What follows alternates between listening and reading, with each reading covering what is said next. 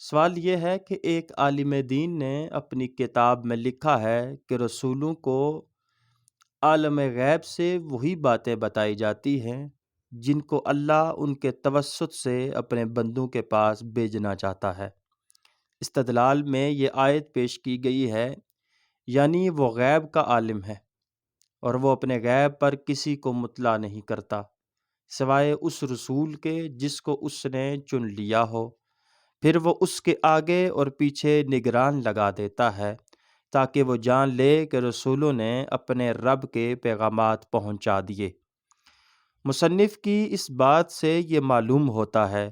کہ رسولوں کو غیب کا صرف اتنا ہی علم دیا جاتا ہے جتنا بندوں کو پہنچانا مطلوب ہوتا تھا، اس سے زیادہ انہیں کوئی چیز نہ بتائی جاتی تھی۔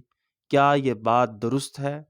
اور کیا وہ آیت جس سے مصنف نے استدلال کیا ہے اس معاملہ میں فیصلہ کن ہے یا نہیں؟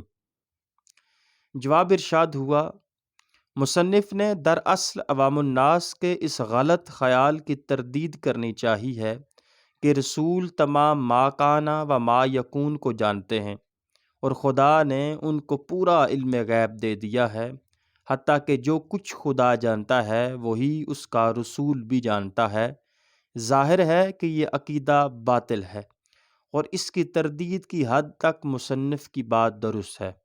لیکن اس کا یہ خیال درست نہیں ہے کہ رسولوں کو بس اتنا ہی علم غیب دیا گیا تھا جتنا بندوں کو پہنچانا مطلوب تھا۔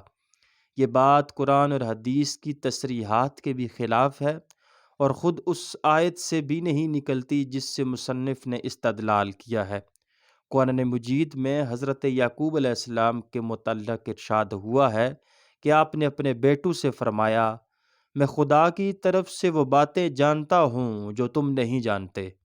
علاوہ بریں قرآن مجید کے بکثرت مقامات سے معلوم ہوتا ہے کہ قوموں پر عذاب بھیجنے سے پہلے ان کے نبیوں کو خبریں دے دی گئیں، مگر انہوں نے عذاب کے وقت اور اس کی تفصیلی کیفیت سے اپنی قوم کو مطلع نہ کیا۔ حضرت نوح علیہ السلام کو تو اتنے پہلے عذاب کی خبر دے دی گئی تھی کہ انہوں نے طوفان آنے سے پہلے کشتی بنا لی، لیکن انہوں نے اپنی قوم کو یہ نہیں بتایا کہ تم پر پانی کا عذاب آنے والا ہے۔ پھر حدیث سے معلوم ہوتا ہے کہ نبی عربی صلی اللہ علیہ وآلہ وسلم کو غیب کے ایسے ایسے حالات بتائے گئے تھے جو آپ کی امت کو نہیں بتائے گئے۔ چنانچہ ایک مرتبہ خطبہ دیتے ہوئے حضور علیہ الصلوۃ والسلام نے ارشاد فرمایا کہ اے محمد کی قوم، خدا کی قسم اگر تم کو وہ باتیں معلوم ہوتیں جو میں جانتا ہوں تو تم کم ہنستے اور بہت روتے۔ اور ایک موقع پر آقا علیہ الصلوۃ والسلام نے ارشاد فرمایا، میں تم کو پیچھے سے بھی ایسے ہی دیکھتا ہوں جیسے سامنے سے دیکھتا ہوں۔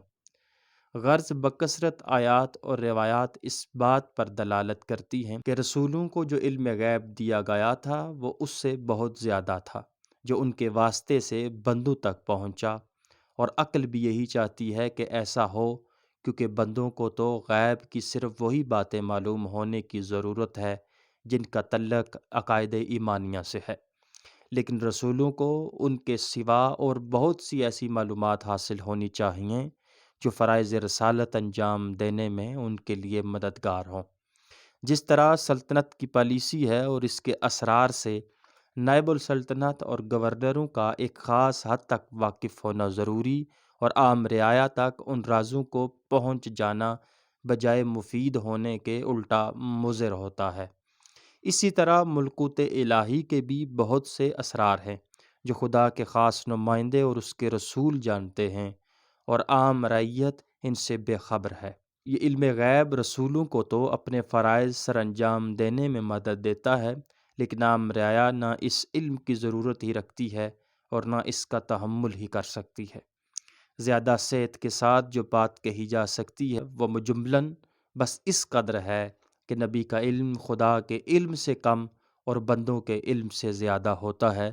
باقی رہی یہ بات کہ وہ کتنا ہوتا ہے اور کتنا نہیں، تو اس کو ناپنے کا کوئی پیمانہ ہمارے پاس نہیں ہے۔